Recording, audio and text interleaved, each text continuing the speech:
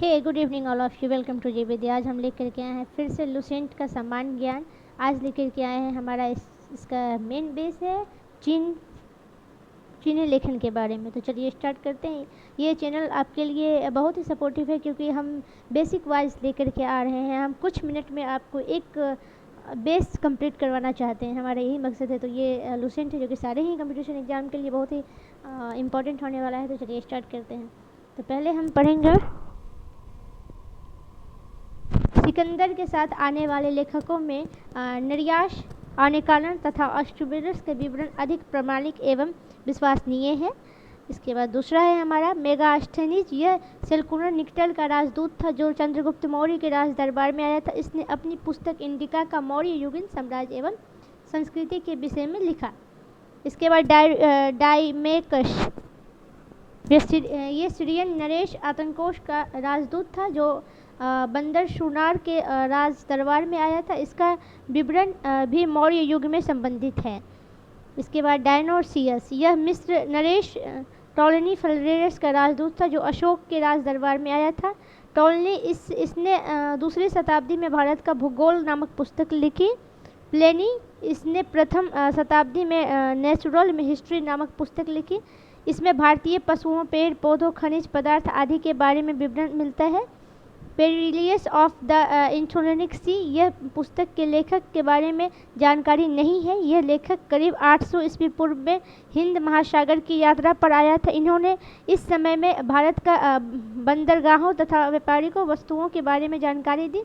अब हम जानेंगे चीनी लेखन के बारे में। फहियान, यह चीनी यात्री गुप्त नरेश चंद्रगुप्त द्वितीय के दरबार में आया था। इसने अपने विवरण में मध्य प्रदेश के समाज एवं संस्कृति के बारे में वर्णन किया। इसने मध्य प्रदेश की जनता को सुखी एवं समृद्ध बताया। संयुगन, यह 518 ईस्वी पूर्व में भारत आया। इसने अपने 3 वर्षों की यात्रा में बौद्ध धर्म की प्राप्तियां एकत्रित की। हुएसोंग, यह हर्षवर्धन के शासनकाल में भारत आया।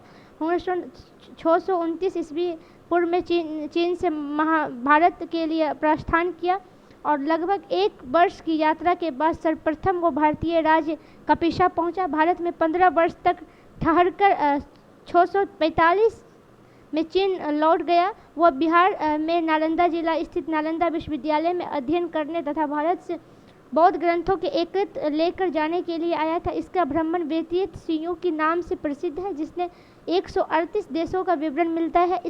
इसके हर्षकालीन समाज, धर्म तथा राजनीति के बारे में वर्णन किया गया है। इसके अनुसार सिंध का राजा शूद्र था। नृशंस के अध्ययन के समय नालंदा विश्वविद्यालय की कुलपति आचार्य शीलभद्र थे। यह 7वीं शताब्दी के अंत में भारत आया। इसने अपने विवरण में नालंदा विश्वविद्यालय, विक्रमशील शिला एवं विश्वविद्यालय तथा अपने समय में भारत का वर्णन किया है। अरबी लेखक तो अरुणी, यह मोहम्मद रजनीति के साथ भारत आया। अरबी अपनी लिखी हुई उस कृति किताब उल हिंद या तकरीब हिंद भारत की खोज आज भी इतिहासकारों के लिए एक महत्वपूर्ण स्रोत है।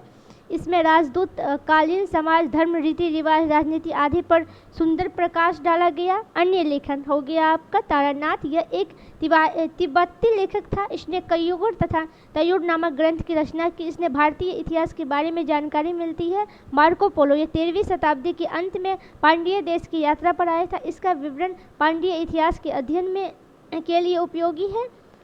इसके बाद हो गया हमारे पुरातत्व संबंधी साक्ष्य से मिलने वाली जानकारी। 1400 ईस्वी पूर्व में उल्लेख बेगाम कोई एशिया माइगर से वैदिक देवता मित्र, वरुण, इंद्र और नाचिस अविष्ट कुमार के नाम से मिलते हैं। तो आज के लिए इतना ही, मिलते हैं नेक्स्ट वीडियो में। अगर आपको हमारी वीडियो अच्छी लगे तो चैनल को सब्सक्राइब करें, लाइक करें, वीडियो को ज़्यादा से ज़्यादा शेयर करें।